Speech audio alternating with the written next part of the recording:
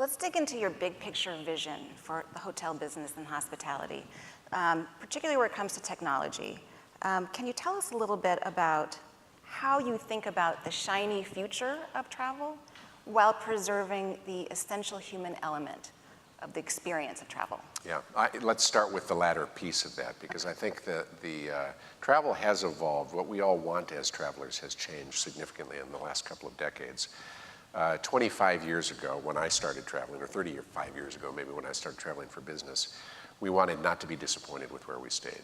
We wanted a decent sized room, a clean room, comfort, no disappointment, and the business travel was a business travel trip, right? So let me be in a place where I want to work. Today, I think we are blending work and leisure all the time, and we want an experience that's intense. So I don't want the same room that I stayed in Asia last week. I want something that reflects San Francisco, for example, if I'm here. I want local food. I want an experience, even if I'm also on a work trip. And so we've got to make sure that we are driving that experience. It is a human-to-human business. Mm-hmm. Yes, there will be some impact of automation, but it will not probably be fundamental. People still want to sort of experience the places that they're in. So many of us, I think, love travel because we get to come back and tell stories about it. And so we want to make sure we preserve that we are welcoming people from everywhere, by people or with people from everywhere. And so that piece cannot change. I think we want to use technology, though, in a way that says, how do we make it simpler for you? Mm-hmm.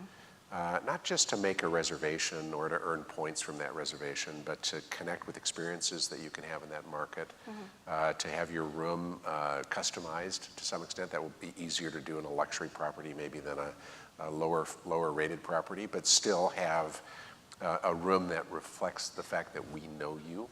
If you've stayed with us before, we should know something about what you like. And let that be, and then also have technology that allows you to communicate with a hotel. Think about where the landlines are now left. Right. Hotel rooms. Right. So it's like the only place that we have landlines.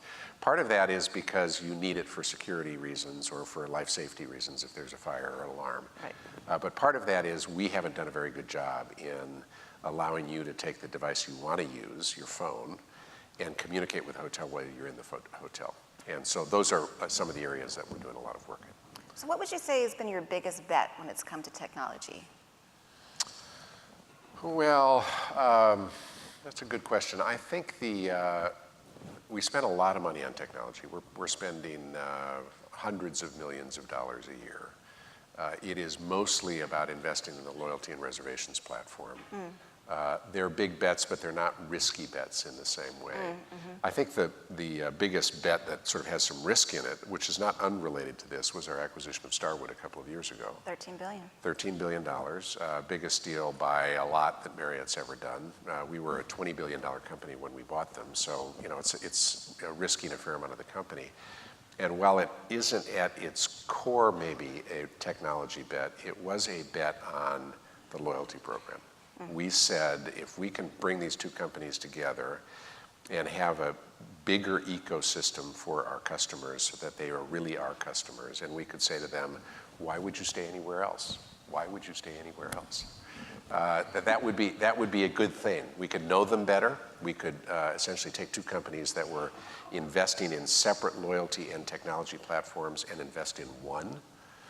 And by doing that, drive some of these features around customization and personalization and communications that we know we've got to get to everywhere. So you mentioned age, and I know that the world is traveling in ways that it never has before. How are you thinking about creating custom experiences for a young Chinese couple, or an aging baby boomer, yeah. or a business travel who's coming from a previously banned country? Right. These are the things, when I think about the enormity of the ways that you have to think about serving people, it's fascinating and almost overwhelming. Yeah, it's interesting. Get asked questions about millennials all the time, and I think it is dead wrong to assume millennials like the same thing.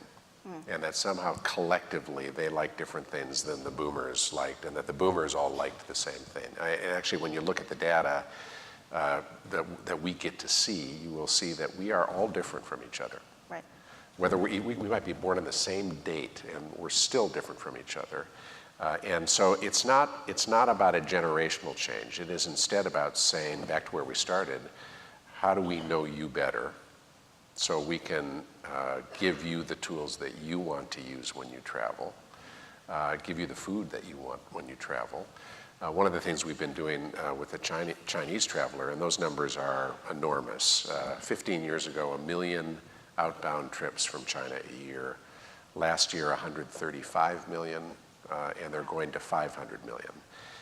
And the first things that we want when we travel to a strange place, whether we're Chinese or Americans or what have you, we want the comfort elements at the times of day when comfort is most important. Think breakfast.